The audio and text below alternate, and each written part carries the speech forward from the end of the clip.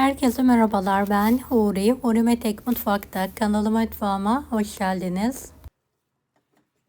Sıvı yağ ile muhteşem kıvamıyla sizlere harika bir un helvası tarifi hazırlıyorum. Tarifime hiç bekletmeden hemen geçiyorum. Evet, 2 su bardağı un, 1 çay bardağı sıvı yağımız var. Sıvı yağını şöyle geniş bir tavanın içine alalım ve sıvı yağı iyicene ısıtalım. Evet, yağ ısınmalı. Sıcak yağ 2 su bardağı unu ekleyelim.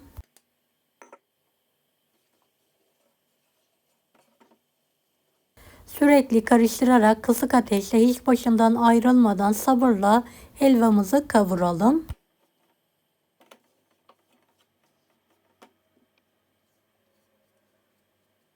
Ocağın diğer gözünde de 1,5 su bardağı toz şeker, 2,5 su bardağı suyu kaynatarak bir şerbet hazırlıyorum.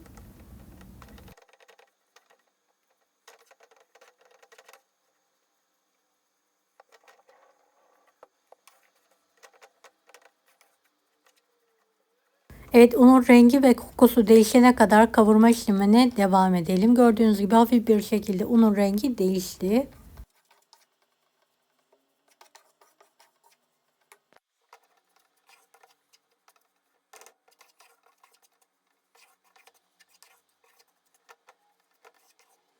Emek verdiğim bu videoyu sevdiklerinizle paylaşarak bana destek olabilirsiniz.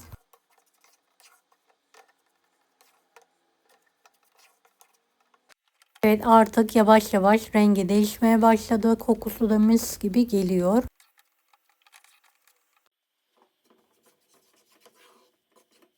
Evet, şu an tam istediğim renkte un da erimeye başladı gördüğünüz gibi.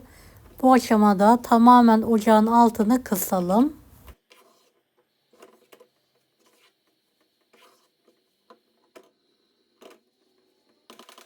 Sıcak şerbetimizi azar azar dikkatlice dökelim. Bir yandan da karıştıralım.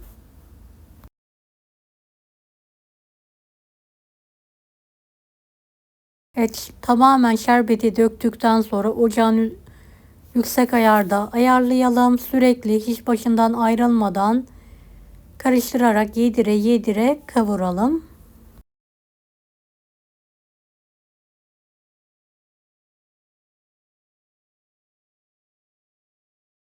Şerbeti ekledikten sonra kavurmamız çok önemli.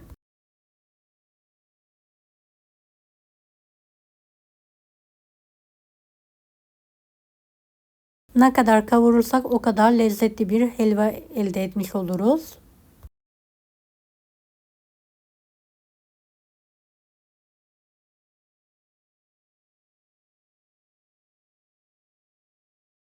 Evet, tamamen şimdi şerbetini çekti. Altını kapatıyorum ve şekil vermek için kenara alıyorum. Evet, kaşık yardımıyla klasik kaşık helvası olarak döküyorum. Dilerseniz kalıpla da dökebilirsiniz.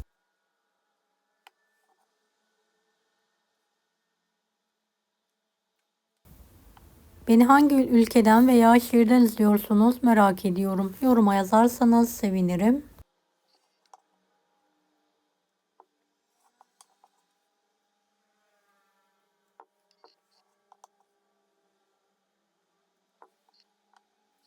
Evet, bizim evin en çok sevilen şekliyle hazırlıyorum.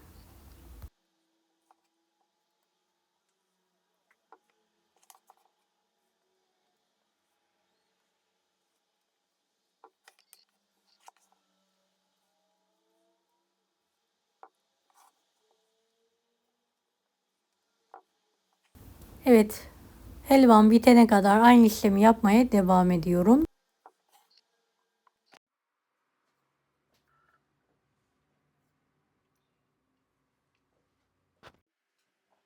Üzerine bir tane cevizi ortadan ikiye yararak her birinin üzerine pay ediyorum.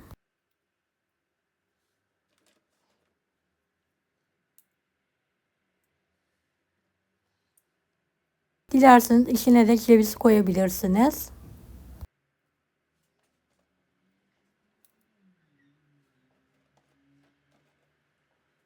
Evet, un helvam yemeğe hazır.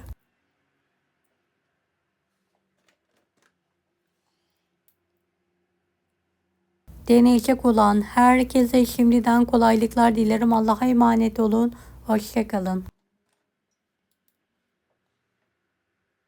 Daha farklı tarifler için bunları da izlemeyi unutmayınız. Kolay gelsin herkese.